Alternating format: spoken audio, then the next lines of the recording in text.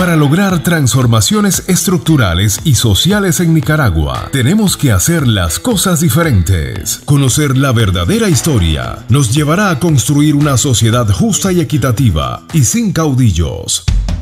Comparte con nosotros tus puntos de vista, análisis y las cosas como deben ser. Una hora con Álvaro Somoza. Un podcast de la Alianza por la Libertad de Nicaragua. Suscríbete.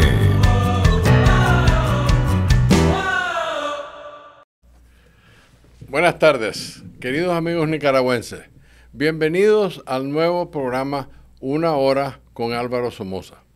Como siempre y con mucha humildad, les agradezco el tiempo que nos dan para ver nuestro programa. Yo sé que pueden tener otras cosas pendientes, pero les agradezco sinceramente. Como ya lo saben, este programa se basa solamente en una ley, y es que nosotros aquí siempre les vamos a decir la verdad. Por favor, el recordatorio de siempre, no se olviden de suscribirse al programa en YouTube sobre todo, porque de acuerdo a los expertos es indispensable para el éxito del programa. Quiero iniciar este programa hoy, 18 de abril de 2024, con un minuto de silencio en conmemoración a los héroes caídos y las madres de abril.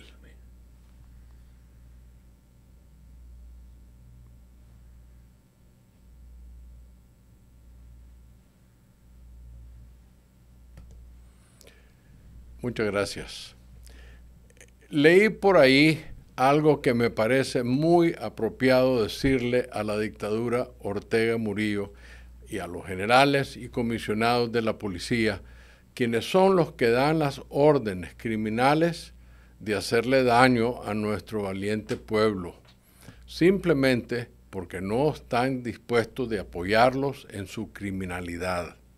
Considero que lo que les voy a leer ahorita es una verdad absoluta que ustedes no deben olvidarse y que los dictadores deberían haber aprendido. Un niño iba con su padre caminando cuando le preguntó a su papá: «Papá, si matamos a todos los malos, ¿quedaríamos solo los buenos?». El padre lo quedó viendo y le respondió: «No, hijo, solo quedaríamos los asesinos».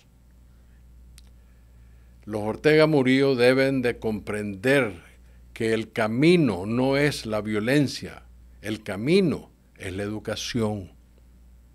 Algo que es muy difícil para Ortega, porque él nunca entendió eso. Cuando a mí me dijo en Nicaragua que él había estudiado en primaria en el pedagógico con mi hermano Bernabé. Se salió de la escuela, nunca se bachilleró, nunca aprendió. Esas son las lecciones que le hicieron falta. Nuestra preciosa Iglesia Católica nos enseñó desde niños, antes de nuestra primera comunión, que si pecábamos como seres humanos imperfectos, para recibir el perdón de Dios tenemos que arrepentirnos, ir a confesión de lo que habíamos hecho, un acto de contrición, confesar al Padre nuestros pecados y pagar una penitencia. Bueno, el excarcelado padre Vallejos, que estuvo X número de días, año y medio, un año, en las cárceles, en las mazmorras sandinistas, con todo irrespeto a la Santa Iglesia, en su homilía el domingo pasado dejó claro que los culpables de la falta de unidad son los que tienen crímenes en sus espaldas, que fueron parte de los que vapulearon al Papa, al Santo Padre Juan Pablo II, cuando llegó a Nicaragua. ¿Se acuerdan que le pedían queremos la paz? Y él les dijo, la Iglesia es la primera que quiere la paz. Que creen tener estos tipos la potestad de decir quién es opositor y quién no lo es. Que andan con dinero de las ONGs mundiales, como la de George Soros, un corrupto comunista autopromocionándose ellos mismos por todo el mundo, Además de que nunca, jamás le han dado un céntimo de ese dinero a pobres nicaragüenses que necesitan urgentemente, que están en Costa Rica o en Nicaragua o aquí en los Estados Unidos exilados. Nunca. Esa cantidad de dinero se la gastan ellos para andar promoviéndose. Supuestamente están representando al pueblo, pero sus representados no le han dado un centavo, ni antes ni ahora. En conclusión, la pretensión de estos, los de Monteverde y todos los tales izquierdosos que dicen ahora detestar a Ortega, pero no se han arrepentido. Y como ustedes me han escuchado muchas veces, jamás han hecho el mea culpa ante el pueblo y sus aliados de creer y hacer creer al pueblo que la iglesia está con ellos, algo totalmente falso. Ahora que el padre Vallejos habló, ha quedado más que demostrado que no lo han logrado.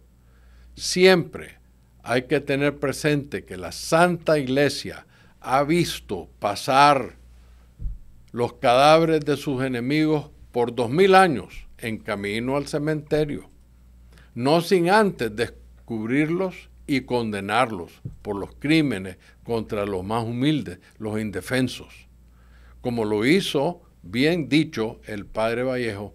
Del corazón de él salió en una justa razón en su homilía el domingo pasado.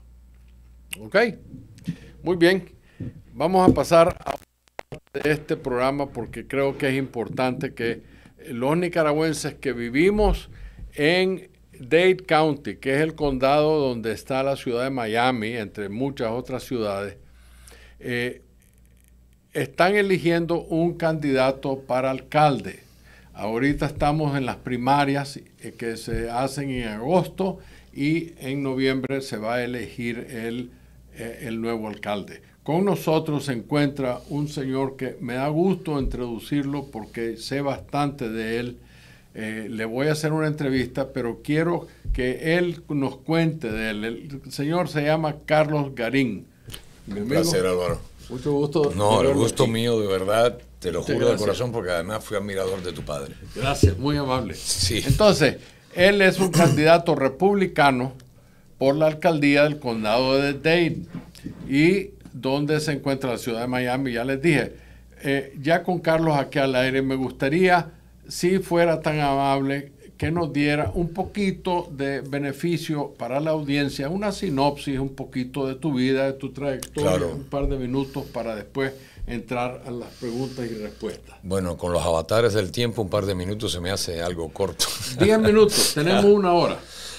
Bueno, Carlos Garín es un hombre común, como tú, como todos, como el pueblo. Y realmente, y no es retórica de campaña, del pueblo vengo, al pueblo voy, me debo a ellos. Y lo he practicado toda mi vida. Tuve la suerte de nacer en una familia que, a pesar de su vinculación con el régimen, nos educó de una manera que nos dio el derecho al libre pensar, a escoger. Incluso en la época, ya en los 90, cuando yo caigo preso de la dictadura, mi familia, a pesar de quienes eran, no tenían noción de dónde yo estaba. Estuve 6 meses desaparecido, bajo torturas de rigor. ¿Qué año fue ese, Carlos? Esto estamos hablando del año 94. Año 94. ¿En Cuba? En Cuba. Y esto viene como consecuencia de algo que creamos a finales de los 80, cuando estaba en su apogeo la perestroika y la glasnost, ¿no? Sí. En Cuba esto también entraba por medio de la revista Sputnik, Novedades de Moscú. Y tuve la suerte de pertenecer a un programa que llevó el gobierno cubano de Naciones Unidas para el Desarrollo, el PNUD, de marketing. Y yo tuve la suerte de entrar y fui uno de los 17 graduados como licenciado en marketing. Y posteriormente a esto, aunque esto era para beneficio del gobierno, nosotros creamos por medio de la sombrilla de la Fundación Pablo Milanés el Club Marketing Asociado de Cuba. Y empezamos a enseñarle capitalismo a la gente. O sea, empezamos a hacer una contrarrevolución activa desde el punto de vista ideológico, enseñándoles con pruebas cómo funciona. Yo te estoy formando como capitalista. Y esto a la vez, pues, poco tiempo después llegamos a tener cerca de 1.200.000 afiliados en el país. Wow. y esto sonó como peligro. Y recibo una llamada, corre, recoge todo, que se nos tiró la seguridad de Estado, y pasamos a la clandestinidad. Entonces, en la clandestinidad, en estos primeros años de la década del 90, pasado los Juegos Panamericanos de La Habana, en el 91, entonces ya estábamos activamente con un grupo, pues, poniendo letreros, octavillas, tirando hojas volantes. Empezaron a arrestarme, estuve 17 veces arrestado por la policía, hasta que el 16 meses antes, bueno, alrededor del mes de enero del 94, no, 14 de diciembre del 94, víspera del 14 de diciembre. Era un chavalo. Era un chavalo. Estábamos en mi casa, estaba escondido yo en una finca, o sea, mi casa no estaba escondida en una finca, en un lugar que se llama La Guinera, de muy bajo nivel, precisamente para evitar que la policía me pudiera encontrar. Y me rodearon la casa con agentes de tropas especiales, la seguridad de Estado. Me arrestaron a mi hermano, que no tenía nada que ver conmigo también, y comenzó un proceso interesante de desaparición. Nos llevaron primero a la unidad de policía a un lugar que se llama El Capri, no nos hicieron acta de detención, de ahí como a las 2 horas nos llevaron a Costa, a otra unidad, de ahí a otra, y así recorrimos tantas unidades, y a las 6 de la mañana me sacaron a mí y me llevaron directamente para Villa Marista, donde está la sede de seguridad del Estado. Y ahí comenzó. ¿Dónde es eso? Esto es en La Habana. En La Habana. En La Habana, en el reparto sevillano. Ahí estuve desaparecido, estuve primero bajo interrogatorio formal, y después estuve desaparecido durante 3 meses y me trasladaron a otro lugar. ¿Nadie te podía ver? ¿No? Nadie, no sabía ni dónde estaba. Y de ahí me llevaron a Cien y Aldao, el cuartel general del DTI, que es como más o menos el FBI, ¿no? Una cosa así. Y ahí ya me dieron un nombre, yo era el 4317, es mi nombre de prisionero, ese es mi número, 4317. Y me hospedaron en una suite en el 5º piso, donde me daban tratamientos bien interesantes. Te digo así sarcásticamente porque la dictadura dice que en Cuba no se tortura. No se tortura. Y yo soy muestra viviente de eso. A mí no me lo contaron, yo lo viví. De hecho, el día que a mí me sueltan con la condición de irme del país, y tenía me había sponsorizado el Comité de Damas del Ejército de Ecuador a través del Programa de Naciones Unidas para Refugiados, el ACNUR, y ellos fueron a buscarme y la condición era que te vas. El día que a mí me sueltan, mi madre estaba con mi hermano esperándome en una oficina, me llevaron. Y después de tanto tiempo parecía un Cristo, la ropa raída, el pelo largo, flaco, todo lleno de moretones. Tal vez porque se cayó por una escalera o se golpeaba contra la pared, ¿no? Sí. Y mi madre, su expresión fue, y esto realmente es un poco duro, ¿no? Porque una mujer que luchó todo el tiempo, incluso se enfrentaba conmigo y me decía, nene, pero ¿por qué tú eres contrario a la revolución con lo que nosotros te hemos educado? ¿Por qué? ¿Y tu madre está aquí o todavía en Cuba? A mi madre la asesinó el régimen. Después. Y ese día cuando salí, pues, que ella me vio, yo, ¿pero qué te han hecho? Y yo le dije, esta es tu revolución. Ese día comenzó ella a romper el credo de lo que vendía la revolución.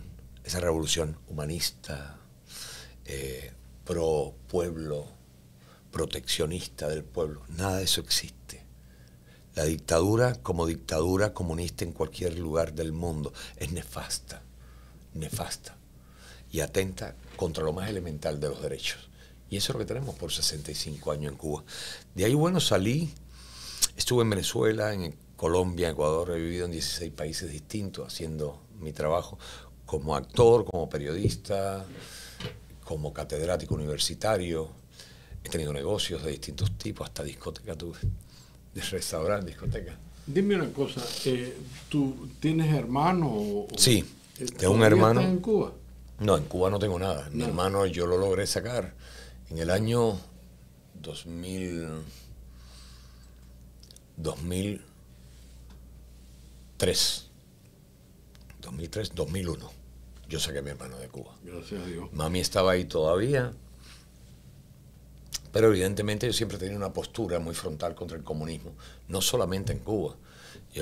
Mis grandes amigos, incluso con los que luchamos en Ecuador contra el comunismo, tuve enfrentamientos con Rafael Correa, de hecho por eso estoy aquí, con Álvaro Uribe, tuvimos muy buena relación también en Colombia, y hemos trabajado fuerte contra el comunismo latinoamericano. Tú sabes que mi padre, que nació en el año 22 del siglo pasado, siempre se iban por buque de Nicaragua a Nueva York, donde estudiaron secundaria, y pasaban por Cuba. El barco pasaba por escala el canal en La Habana. Y escalaba en La Habana. Y en La Habana, por alguna razón, tenían que parar 2 o 3 días. Entonces, me contaba mi tía Lilian, que era mayor que mi papá, tu papá se nos perdía. Luis se desaparecía. En La Habana, claro, Sí. Es que La Habana era La Habana. La Habana joven. ahora es una ruina, pero en aquella época era La Habana. Entonces, con los años, mi papá se volvió ingeniero agrónomo, zootecnista, y viajó mucho a Cuba, entre otros países, y nos decía, cuando estábamos chiquitos nosotros, no existe mejor país en el mundo que Cuba. Efectivamente. Así nos lo decía. Y nosotros le preguntábamos por qué. Bueno, decía, es que en Cuba, si escupís, nace algo. La Cuba es bendita. La tierra y el ambiente, la lluvia, era impresionante. Él le tenía una gran admiración y fue el presidente nicaragüense que prestó el territorio para la invasión, para entrenar a los cubanos. Bueno, de hecho... De ahí salió parte, porque la otra parte salió de Guatemala.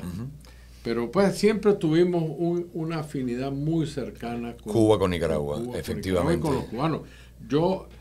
Mi padre murió cuando yo tenía 15 años.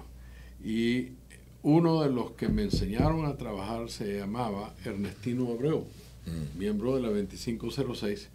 Pero por ser un ingeniero, era un tipo bien tequioso. Yeah. Y entonces él construyó los campamentos en Nicaragua, en Puerto Cabeza. Y iba en la última ola de invasores. Y fracasó la cosa y nunca se pudo ir. Entonces, mi padre, se dieron factores ajenos sí. a la voluntad de los cubanos, sobre todo por parte del gobierno norteamericano. Entonces se quedó en Nicaragua y mi papá lo puso a trabajar en una empresa que estaba iniciando en el año 58. Mi madre había comprado una finca de su hermano y mi papá se la hizo producir, y Abreu es el que la hizo producir. Cuando yo me gradué de la universidad, el que me enseña a mí a trabajar es Ernestino Abreu. Mira qué bendición es. Tenemos y la familia de él son como hermanos míos, los quiero muchísimo, aquí viven en Miami. Pero bueno, dime una cosa, ya me dijiste una de las preguntas que te tenía, que habías estado preso. Leí que también eras admirador de Abraham Lincoln. Sí, mucho. Todos lo somos, pero quiero que me digas a quién admiras, que la audiencia se relacione, alguien de nuestra modernidad en el siglo XX. Bueno, podemos pasar por varias personas de la modernidad del siglo XX, entre otros... Lo que pasa es que todos son de derecha. Sí, bueno, no importa, aquí somos entre todos. otros, el expresidente porque falleció León Febres Cordero, del Partido Social Cristiano en Ecuador, Álvaro Uribe. Ya entrando en la política, tu padre, el general Pinochet, por el trabajo que hizo con su país, a pesar de las acusaciones que le puedan hacer. Es que esa es otra historia. Gran cosa de la izquierda, es mentir, totalmente, tergiversar, inventar. Aquí en este programa, tú viste que aquí les decimos la verdad. Absolutamente. Y es tan verdad que algunos miembros de mi familia se molestan conmigo. ¿En serio? ¿Sí? Pero bueno.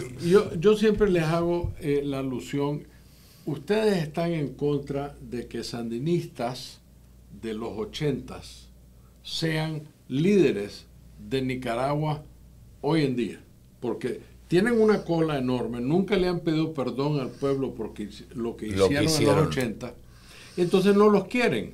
Les voy a voltear la tortilla, les digo a mis parientes.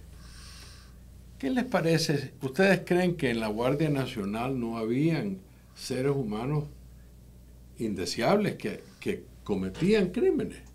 ¿Qué tal les gustaría que esos se metieran a la política y fueran líderes o pretendieran ser líderes? si es bueno para el ganso, es bueno para Bueno, el ganso. en el caso de la política que estamos viviendo en el siglo XXI, ya esa benevolencia desapareció. Sí, bueno. O sea, si es bueno, es lo mismo, la misma retórica que plantean ahora. Si los demócratas retoman capítulos del pasado para fustigarnos, pero si lo hace la derecha, entonces, pero ustedes nada más viven anquilosados en el pasado. ¿Por qué no evolucionan? Hay que ser de aquí para adelante. Bueno, y dentro de esta gente, pasando a la política norteamericana, Ronald Reagan es alguien al que yo admiro mucho, sobre todo, y tiene mucho que ver con mi vida también, pues venimos del mismo mundo y nos proyectamos en la política, demostrando que realmente sí se puede. El político no es que sea político de carrera, el político tiene que ser político de corazón, de servicio, de bondad. Yo cuando era presidente no lo conocí, no lo vi, pero cuando era gobernador de California yo estudiaba en California y mi tío había encabezado el comité de emergencia porque él no era entonces presidente. Entonces lo nombró la Junta de Gobierno que se encargara de lidiar con la emergencia mientras que ellos manejaban el gobierno. Y al año siguiente, uno de los bancos, creo que si no fue el Banco de América, fue Wells Fargo, uno de los grandes bancos, lo invitó a San Francisco a que diera una charla relacionada a los efectos del terremoto en Managua, claro, de 72. Y fue interesantísimo. Tristemente, el sandinismo, otra vez causante de tanta desgracia, yo perdí todos mis bienes personales y entre las cosas que tenía era el discurso que él dio. Es un tesoro. Cuando yo estoy en la universidad, mi tía me llama y me dice, Alvarito, venite a pasar el fin de semana a San Francisco para que nos veamos. Y yo me hospedé en el cuarto a la orilla de ellos. Y cuando termina el discurso, mi tío me dice, guárdame esto. Y me lo meto a la bolsa. Nunca me lo pidió y yo lo guardé hasta 79 que llegaron estos salvajes. Pero bueno, dime una cosa. Tú mismo nos dijiste que fuiste actor, que fuiste cinematografía, etcétera.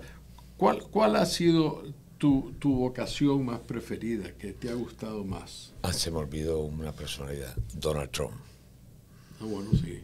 Donald Trump es uno de los héroes de todos los que de todos los tiempos, efectivamente. Y que sepan, y se lo digo bien claro, y lo he dicho varias veces, yo apoyo a Donald Trump, no me importa si Trump me apoya a mí o no, yo apoyo a Donald Trump, y lo apoyo no por lo que tiene, y es el error de la gente, lo apoyo por lo que él le ha dado a este país, lo que ha aportado a este país. Por eso yo apoyo a Donald Trump. Incluso tengo por ahí un video un poco contestatario donde le hablo al público de las diferencias y por qué Donald Trump. Y Donald Trump, aunque no lo digan, la prensa lo quiere negar, es el presidente que más sociedades creó a favor de los animales, que más millones de dólares invirtió en la limpieza de los mares, los tratados de paz en el mundo entero, 4 años sin guerra, fue el que creó los espacios para las madres lactantes en los aeropuertos. O sea, si tú te pones a analizar las virtudes de los 4 años con oposición de Donald Trump, con mucho, es el mejor presidente que ha tenido este país para el pueblo americano. Fíjate que es interesante lo que acabas de decir. En el 2020, yo vengo a los Estados Unidos ya exilado por tercera vez, en febrero de 2021. Pero mi esposa, que vive aquí en Miami, yo viajaba para atrás y para adelante entre Managua aquí, pasaba 2, 3 semanas allá y un mes aquí y así. Y cuando ya decidí quedarme aquí, se me ocurrió hacer un podcast para cubrir la elección desde el punto de vista de los hispanoamericanos de derecha.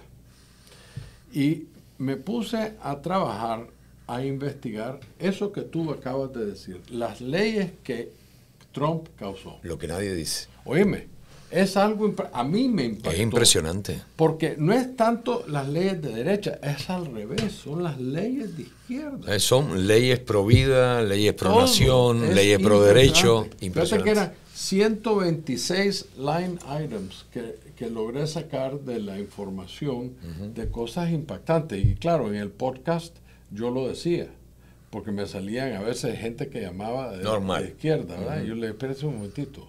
En el año tal por cual, la ley tal por cual la pasó Donald Trump. ¿Qué me dice de eso? Que eso es mentira. pero me alegro que lo hayas mencionado porque es algo que tenemos que apoyar hoy en día. La pregunta. ¿Te consideras tú parte del relevo político por tu edad en los Estados Unidos? Soy parte de la continuación. Creo que nosotros los hispanos, tal como tú, con tu trabajo, hemos aportado mucho a este país. No es que vinimos a hacer un relevo de algo. Hemos sido parte del presente, pero no del presente que nos están imponiendo. De ese presente conservador, patriótico, americanista, pro Dios, pro niño, pro familia, pro life. Eso somos nosotros. Entonces sí, si vamos a calificarnos o etiquetarnos como continuistas o seguidores, relevo de algo, sí me gustaría hacer eso, relevo de la real política americana, de la historia de Estados Unidos, eso que construyeron los padres fundadores y que nos legaron y que ha sido violado totalmente en los últimos años, por lo que ha luchado Trump, por lo que llevo luchando. Yo tengo no sé cuántos enemigos políticos en el condado. Yo no soy político de ahora. Tengo 24 años en este país, luchando en el school board, en los gobiernos, en las comisiones, en todos lados, haciendo política y educando como tú. En la televisión, en las redes. Eso es tan importante. Muy Carlos, importante. Eso, nada puede ser más importante porque parte del problema, como lo dije al inicio, es que los dictadores de izquierda, sobre todo, quieren mantener ignorante al pueblo. Y lo hacen a base de mentiras, ¿verdad? Pero claro. Aquí lo divertido es que yo digo las cosas y nadie me llama y me escribe para decirme qué pasa. Que es la verdad, se quedan callados. Eso es una dictadura democrática de derecha. Óyeme, ¿por qué hay tanta desconfianza con los políticos de derecha hoy en Normal, Álvaro, es algo que tienen que hacerlo y que lo vivimos todos los días. ¿Por qué? Hay una historia interesante en esto. Antes había una división política hermanada. O sea, demócratas eran demócratas, republicanos, pero había un objetivo, América.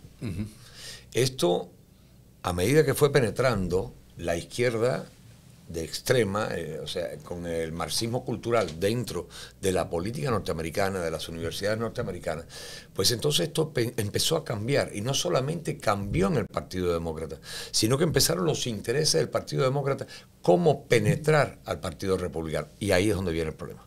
Entonces empezamos a tener candidatos republicanos que no eran republicanos, eran demócratas con carnet republicano, y lo vemos, y yo le pido a tu audiencia, hagan la tarea. Métanse en Son Récords Públicos, metan a ver las votaciones que hacen en el Congreso, que hacen en el Senado. Y lo pueden ver en internet muy fácilmente. Muy fácil. Y van a ver realmente esto que hay. Como tenemos congresistas de derecha, supuestamente, y que han votado 72% de sus veces por leyes o cosas demócratas, que antiguamente no estaría mal, porque tú no puedes votar partidista todo el tiempo. Tú tienes que votar por el pueblo, porque tú estás ahí para el pueblo. Y no tiene sentido, y esto es claro para que lo entiendan. Tú quieres saber la diferencia entre demócrata y republicano.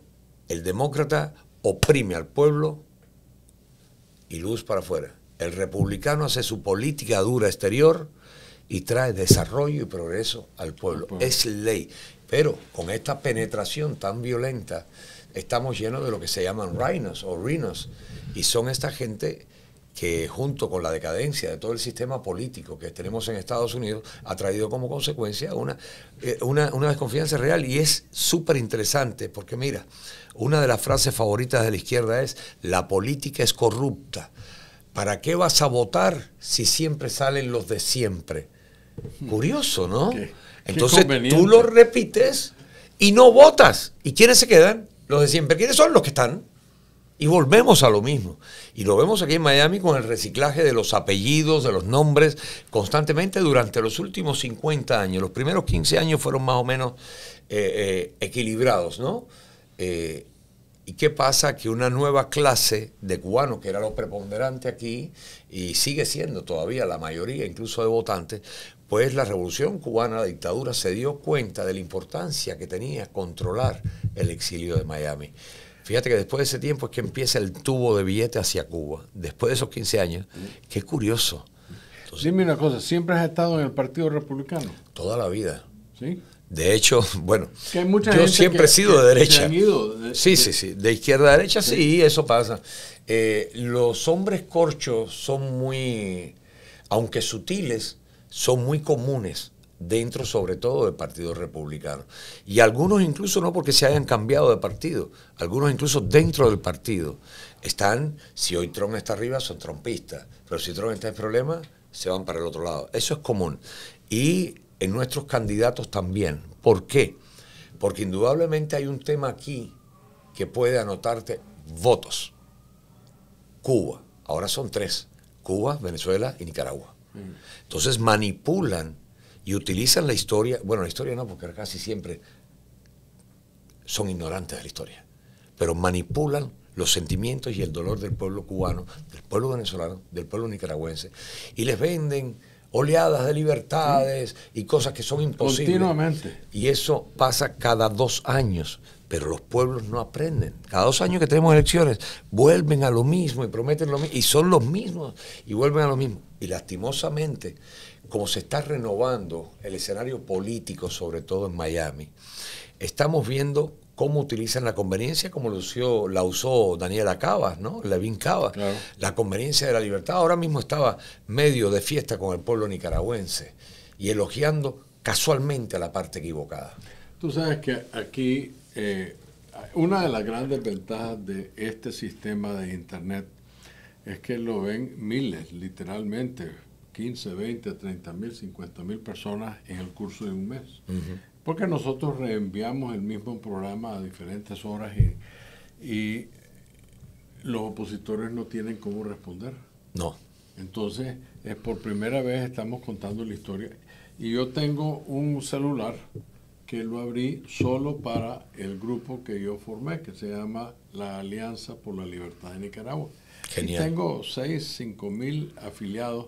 Yo ya no cuento porque entran y salen y yo solo estoy escribiéndoles porque me entran como 160 a 180 mensajes. Imagínate. Y es interesante, por semana, es interesante que la gran mayoría me dicen: don Álvaro, muchas gracias por abrirnos los ojos, muchas gracias por decirnos historias que no sabíamos, porque por los últimos 40 años han pasado en una oscuridad histórica. Hay tantos eventos que ocurrieron durante el siglo XX, cuando mis familiares estuvieron respaldando el Partido Liberal, que yo era un niño y en muchos casos no había ni nacido. Pero como me eduqué y como he leído la historia y viví en Nicaragua, y aún viví los últimos 20 años, lo viví en Nicaragua, entonces yo sé la verdad y se las cuento. Hay un famoso cuento, el último que hice una alusión la semana pasada, es un asunto que le llaman el 4 de abril, que verdaderamente era un plot para asesinar al general Somoza García y tomar supuestamente posesión del Estado. El dueño de donde estaban los alzados le dio miedo, se corrió, y los alzados les dio miedo y se corrieron. Aquel se fue a Managua y estos se fueron hacia Costa Rica. Pero en el camino, como sucede en todos lados, la policía patrulla trozos de carreteras para ver si hay accidentes, si hay algún mal, y andaban 2 motorizados en el camino donde iban los alzados. Ellos no tenían la menor idea quién es ese vehículo que va adelante. Ellos simplemente andan, las 2 motos van, y a aquellos les da miedo creyendo que los vienen siguiendo a ellos y los asesinan. Los asesinan, imagínate. El primer tiro, los primeros muertos del 4 de abril que tanto le echan a mi familia, fueron de ellos a gente inocente que murió por ninguna razón. Bueno, pero eso es una norma que se repite en la historia, ¿no? Todo el tiempo. Y esa es la hipocresía de la izquierda. Total. Dime una cosa. ¿Te han hablado del Partido Republicano? ¿Llevas el respaldo institucional de ellos? Bueno, en este momento... Por ser primarias me imagino que no se quieren comprometer. Es que por norma de ética política no funciona así. Pero sin embargo, y luego te lo voy a mostrar, porque eso es bonito, yo me siento orgulloso de eso. Yo me siento muy orgulloso de eso. Como ves aquí, yo soy el candidato endorsado por America First. Aquí lo tienes la imagen. Carlos Garín for Miami-Dade America First Candidate. Qué bueno. Aparte de esto, ahí te vamos a enseñar. Y esto, ya eso te está diciendo algo, ¿no? Algo poderoso. Déjame ver dónde está. Y lo que pasa con esto, aquí está. Carlos Garín for Miami-Dade, endorsed by Drain and Swamp Pack. Ese es bárbaro. Aquí estamos hablando, esto es MAGA, total, esto es MAGA, está relacionado directamente con el presidente Trump. De hecho, nosotros movemos el Club Trump, capítulo Miami. Ya Support Trump, lo manejamos acá, igual que Conservative Watch para la Florida, lo manejamos nosotros. Pero el partido no puede endorsarte, decir yo soy, el que diga eso es mentira. No puede hacerlo por un problema de ética. ¿Por qué? Porque hay varios candidatos que se dicen ser republicanos, aunque algunos se hayan cambiado de partido antes de ayer. Otros han descubierto que el comunismo es malo hace 3 días cuando lo sacaron de Cuba. Pero lo cierto es que por ética, mientras hayan varios candidatos dentro del partido, pues el partido no puede tomar decisión por una persona. Pero pasará. Hablamos de Miami.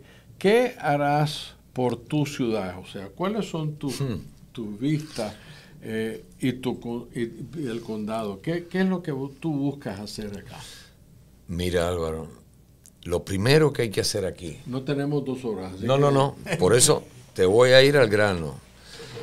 Todo lo que nosotros estamos viviendo, y estén conscientes de eso, todo redunda en un principio, la corrupción.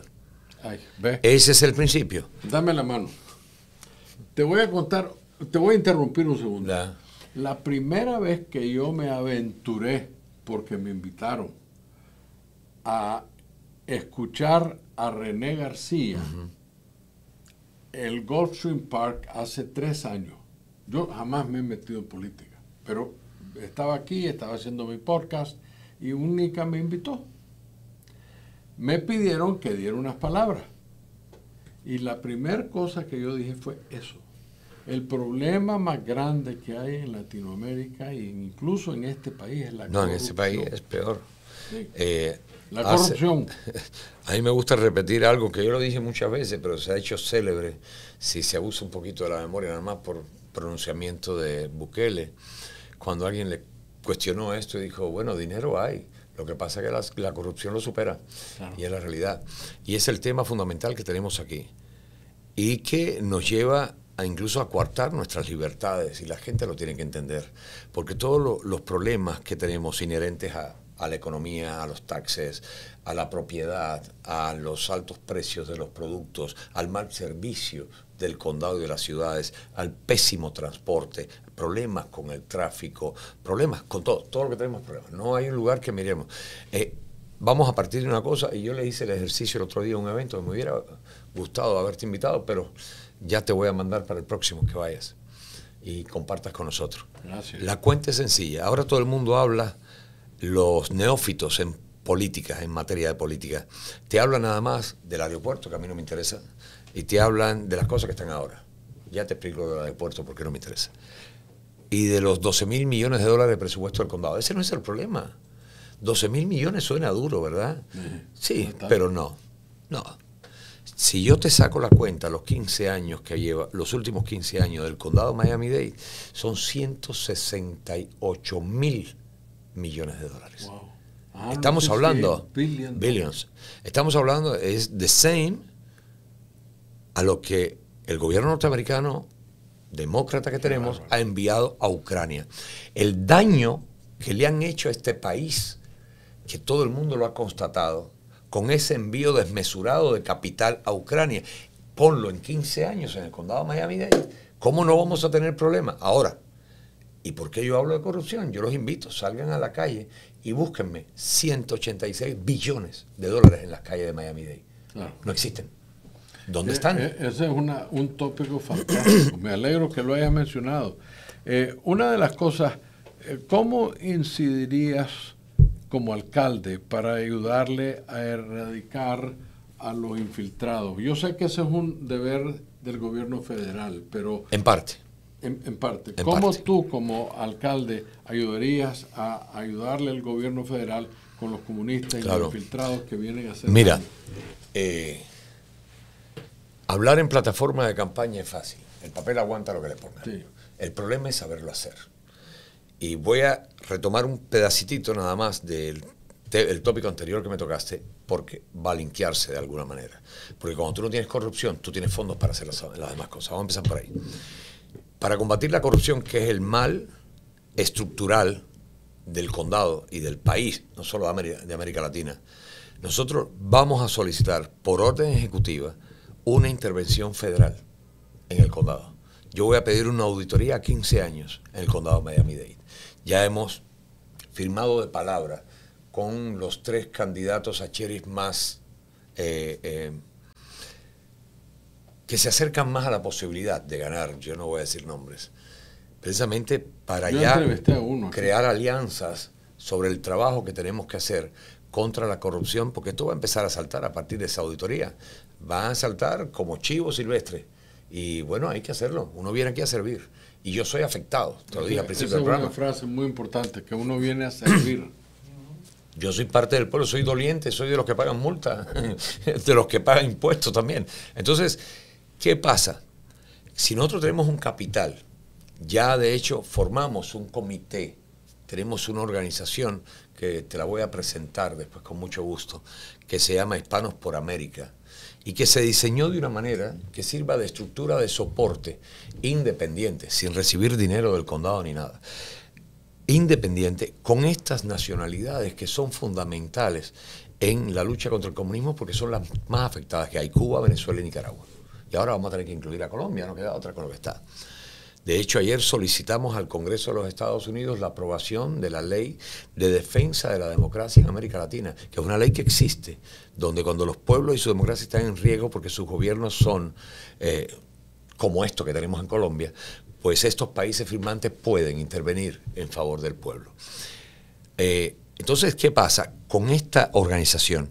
¿Quién conoce mejor a los testaferros del comunismo en Nicaragua que los nicaragüenses que están aquí? ¿Quién conoce mejor a los testaferros de Venezuela que los que están aquí? Y de Cuba, que los que están aquí. Entonces, el condado como tal, como tú decías, esto es un problema federal. ¿Pero qué llega al gobierno federal? La misma manipulación que le llega a Donald Trump. Claro. Por ejemplo, que de pronto vemos las elecciones que han endorsado gente que no tiene nada que ver con nosotros, aunque sean republicanos. Sí. Pero es porque los mismos que están aquí son los que van y que le dicen, presidente, este es el tipo que hay que... Y eso pasa con el gobierno federal también. ¿Por qué? Porque estamos controlados por la corrupción. Esa mafia que tenemos, que ya no es cubana nada más, se ha nutrido de toda esta gente y que protegen esos intereses y son los que alimentan con sus capitales a estas dictaduras. Entonces, estas organizaciones, ¿dónde entra el condado? Primero, ya está el primer paso dado con esta organización, Hispanos por América. Ellos presentarán pruebas al condado y van a tener el soporte de su alcalde para apelar a las instituciones de inteligencia del gobierno federal, con las pruebas. Aquí está, esta empresa, ¿y en qué me baso yo para crear ese puente?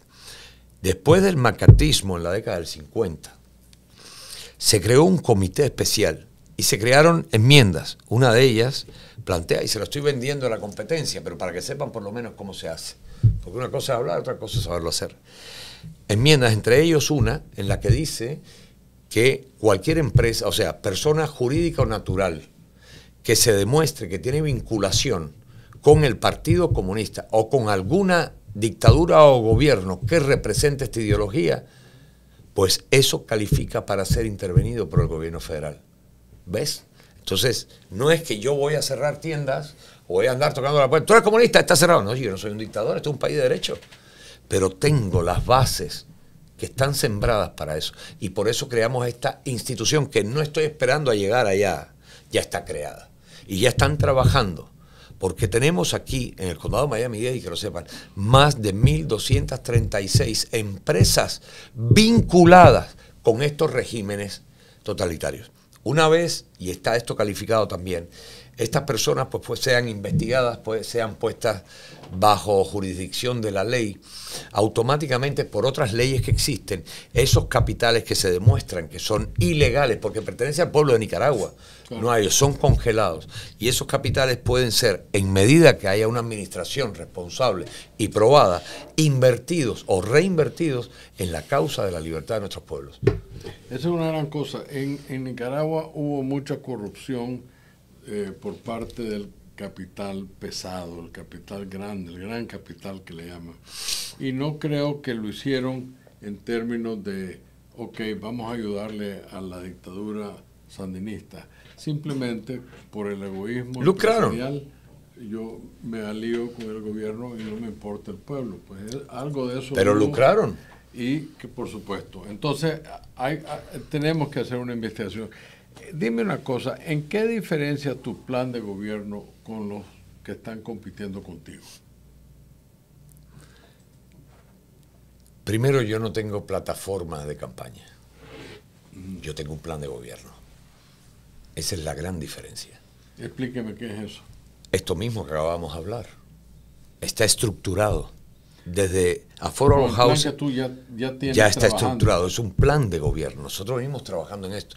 Nosotros nos hemos reunido, hemos creado, por ejemplo, el tema de Affordable Houses. No es que vamos a hacer vivienda. No, eso lo dice cualquiera. Eso lo ha dicho Levin Cava 10.000 veces. Y lo dijo el otro, y lo dijo el otro, y lo dijo. No.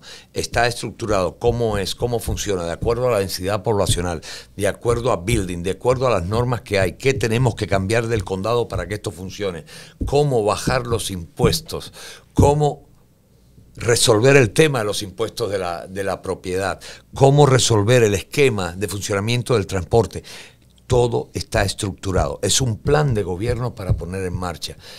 Yo siempre he sido partícipe de la idea de que las plataformas de campaña, además, tú has corrido mucho en esta historia y sabemos que por lo regular las plataformas de campaña se acaban cuando se acaba la campaña. Claro. Y ahí viene la falta de memoria de los políticos, ¿no? Y le he explicado a la gente, hay una realidad en esto. Los políticos de carrera sirven a los intereses que los soportan para llegar al poder. Entonces, ¿qué pasa? Si los lobistas esto te ponen 1 millón, 2 millones, 3 millones en tu campaña, el pueblo está ajeno. Y ellos quieren que tú estés ajeno. Ellos no quieren que tú lo apoyes en la campaña, que tú le dones a la campaña. Ellos no quieren, para que tú no toques la puerta. Entonces, ¿qué pasa? Cuando llegas al poder tienes estos compromisos a los que tienes que servirle, quieras o no quieras. Y ahí publiqué yo el otro día en mi programa la lista de todos los PAC que hay en el condado de Miami-Dade. Y es muy interesante. ¿Los PAC? Sí. Y es muy interesante. Esos PAC, ¿a quién han endorsado? ¿A quién le han dado dinero? Y esos son los intereses. Claro. Esos son los intereses. Amarrados. Están totalmente amarrados. Entonces, si usted quiere realmente cambiar, tiene que analizar quiénes son las personas, qué traen, su historia.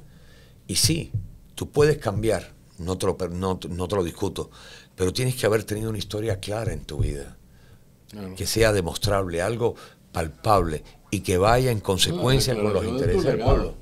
Absolutamente. Dinos una cosa, obviamente mi audiencia en gran parte es nicaragüense. Claro. Yo diría que un 90%. Y una gran parte de esos nicaragüenses están aquí en Miami. Por eso es que este programa es importante para los candidatos. Dinos, ¿qué le puedes decir tú a los nicaragüenses? ¿Por qué debe esa diáspora nica aquí en Miami, en Dade, votar por ti versus otro candidato? Bueno, en primer lugar... Pensando en Nicaragua. Sí, sí, sí. Eso está claro. En primer lugar, soy doliente de la historia igual que ustedes. Viví el comunismo igual que ustedes. Soy víctima de ellos igual que ustedes. Conozco Nicaragua. Tengo muchos amigos nicaragüenses. Y siempre he simpatizado con la causa nicaragüense. Pero esto va más allá. ¿Saben cuál es el problema? Que yo soy pueblo igual que ustedes. Y así como se dice que la candidatura del condado no es partidista, yo me voy más allá. La candidatura del condado no es nacionalista. Y hay que estar claros. Un alcalde es un líder, no es un político que se ensucia con el trasero, perdonando la palabra, puesta ahí a engordar en la silla del condado. Un alcalde es alguien que tiene que correr con ustedes y en las cosas que no podemos resolver aquí porque su investidura política no se lo concede, llenar buses y cargar con ustedes hacia el Estado, cargar con ustedes hacia Washington, a resolver representando a su pueblo, como debe ser. Pero amén de eso, imagínense qué bonito sería que este condado, que es el más mega diverso de América, de este gran país que nos ha recibido a todos, y que sin embargo aquí están huérfanos, te sales del casco de Coral Gables, Coconut Grove, Downtown, Brickell, y estamos entrando donde están nuestras comunidades, ¿verdad? Casi en el tercer mundo. Y eso es por el olvido y la apatía de los políticos que tenemos, por el nacionalismo, el sexismo, el racismo político que existe, que entonces denigran, separan de nuestra sociedad a los integrantes más valiosos. Qué bonito sería que la gente que viene del mundo, así como vienen a conocer a Cuba aquí, pudieran conocer también a Nicaragua aquí, pudieran conocer a Venezuela aquí, a Honduras, a Haití, tener ese desarrollo en nuestras comunidades con un apoyo de un político que realmente cree y valora a ustedes. Yo soy dariano, por ejemplo. Mira qué cosa. Amo a Darío, pero también amo a Neruda. Claro. ¿Me entiendes? ¿Y qué pasa con este tipo de personas? Nosotros sí creemos en el americanismo. Yo creo en el americanismo, porque todos juntos nosotros somos América. Y este país, y lo pueden decir con orgullo, sin lugar a dudas, no hubiera llegado a donde está sin el apoyo de los nicaragüenses, los cubanos, los venezolanos, los españoles, los italianos, los rusos. Nosotros hicimos la nacionalidad norteamericana, la hicimos. Hay una cosa interesante con lo que acabas de decir. Hace muchos años, y esto se lo digo a la audiencia porque yo estoy bastante metido, aquí solo bastaba la comunidad cubana para ganar cualquier elección. Ahora no. Hoy no es así. Hoy tienen estos señores que ir a tocar la puerta a los nicas, a los colombianos, a los venezolanos. Y resulta que yo estoy en un comité que le estoy ayudando al senador Rick Scott a ganar su reelección. Y vamos a tener una reunión con él, petit comité pequeña, para organizarnos mejor. Pero eso no hubiera pasado, no pasó hace 10, 15 años. Claro que no, pero había una ignorancia total de lo que era nuestra América. Que está pasando en Dade County, que ahora hay una integración muy interesante. ¿Cómo hace la gente para mandarte dinero o cuáles son las restricciones o oportunidades? Ya. Porque yo sé que antes de la primaria es bien difícil conseguir. Muy difícil, y sobre todo porque están, lo que te había dicho antes, los PACs. Sí. Ayer pasó una cosa y te voy a dar la noticia aquí que estoy con ustedes porque sé que el pueblo nicaragüense es un pueblo muy, muy religioso, es un pueblo de fe. Sí. Yo llevo años, bueno, nosotros llevamos años luchando por restaurar la oración en las escuelas públicas.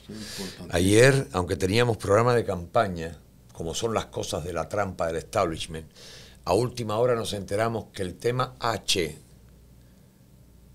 de la sesión del School Board ayer iba a ser lo de la oración. Yo suspendí todas las... Llamé a toda la gente de la campaña, suspendido todo, nos vamos al School Board. Ahí hice un speech, me lo sabotearon, por cierto, pero hicimos el speech y a las 7 de la tarde, yo me siento muy orgulloso de decirlo, logramos la aprobación del Día de la Oración en las escuelas públicas del Condado de Miami-Dade.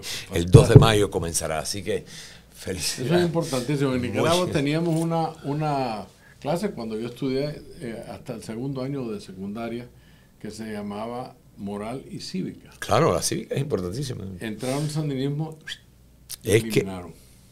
cuando tú ves esas cosas que nosotros por historia, por memoria histórica, podemos decir, contar, entonces el pueblo puede entender lo que estamos viviendo aquí. Cuando ves la similitud de que en el gobierno de Barack Hussein, puede decir, Sí. ¿se acabó? La otra que me ¿Hay da oración? risa, ¿Por qué? Espera, ¿saben por qué nicaragüense? Y voy a echar duro a los sandinistas. Ya lo voy a hacer. ¿Saben por qué nicaragüense? Porque cuando un pueblo tiene fe, el comunismo no puede con él. No puede dicho con una él. verdad. Y eso es lo que hicieron los sandinistas. Pero eso es lo mismo que hicieron los castristas. Es lo mismo que hicieron los chavistas. Es lo mismo que está haciendo, y perdóname, pero yo lo llamo así, el Partido Socialista Demócrata Musulmán de Estados Unidos en este momento. Quitarnos la fe, porque sin fe los pueblos son débiles y los pueden dominar. Eso es muy bueno, te felicito. Ya para cerrar te quiero hacer la última pregunta. La alcaldesa y su entorno se sienten muy seguros que van a continuar. Claro. Entonces, te pregunto, ¿qué le dices tú a los votantes de eso? ¿Ganará Garín? Seguro. Ganará el pueblo. Para esto tenemos que trabajar juntos. Y ojo, no es una promesa, es un compromiso. Es un compromiso. Nosotros juntos podemos llegar.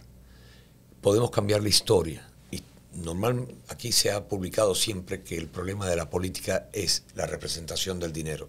El pueblo americano, incluidos todos nosotros que juntos somos América, hemos aprendido a través de los años que efectivamente ese dinero representa los intereses que nos mantienen en este estado de ignorancia, de corrupción. De hecho, por eso me censuraron allá en el School Board ayer, porque yo se los puse así. Y ya no somos niños, no somos recién llegados, somos adultos políticamente. Tenemos una historia que nos atañe y que nos une a todos, una historia común. Sabemos quiénes son. Y si sabemos quiénes son, debemos unirnos y potenciar a nuestros candidatos. Y les vamos a dar la lección histórica a esta gente, por primera vez, que la frase que engalana la Constitución de Estados Unidos de América, "We the people", no fue escrita por gusto, sino porque nosotros somos el poder, no el dinero de los intereses. Muy bueno, te felicito. Damas y caballeros, como siempre, desafortunadamente, llegamos al fin del programa. Ha sido para mí revelador conocer a fondo a Carlos Garín, a quien les recomiendo que le sigan y contribuyan a su campaña, porque es importante ahorita, antes de agosto, cualquier centavo, como decía un viejo que yo conocí en Nicaragua, todo trigo es limosna, así que sí, contribuyan, por favor. Bueno, para la contribución, como tú me decías, la ley impone que persona o empresas pueden donar hasta $1,000 a lo largo de la campaña. No $1,000 ahora, 1,000 después. Lo que nos dificulta más, porque entonces el poder los tienen los PAC, pero cualquier empresa puede constituir un PAC entre varias personas. Entonces los PAC sí llevan 100,000, 200,000, nadie cuestiona ni siquiera dónde viven. Es una contradicción. No preguntan, pero son miles, cientos de miles, millones de dólares. Pero no obstante a eso, nuestra sede está en el 2093 Southwest Primera Calle. 2093 Southwest Primera Calle. Okay. Igual, si no, pueden acercarse al Truist Bank, Truist. Sí, al Truist Bank, y la cuenta se llama Carlos Garín Campaign Account. Carlos Garín Campaign Account. En Donar, el Truist. sí, pueden donar. Y ahí pueden donar con cheque o con tarjeta, o si van directamente, tienen que hablar con el cajero para que le tomen los datos. Si van a pagar con cash ahí en el banco como depósito. Pero yo les recomiendo ir al Truist y dar un cheque. Ah, sí, con ese nombre. Vengo a depositar en esta cuenta. ¿Y cómo sabes tú quién te da el control de eso? El banco automáticamente es una cuenta especial, es una cuenta que es política, una cuenta de campaña, donde a mí me aparece en el statement quién lo dio, qué cantidad dio, la dirección, pues te lo van a pedir.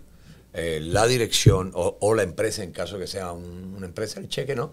La dirección, el número de identidad, porque es importante, porque el dinero, y entiendan esto, algunos piensan que se lo cogen, hay personas que puede ser, que se apropian del dinero, pero cuando tú llevas las cuentas claras, todo el dinero que tú pones en esa cuenta, todo es auditable.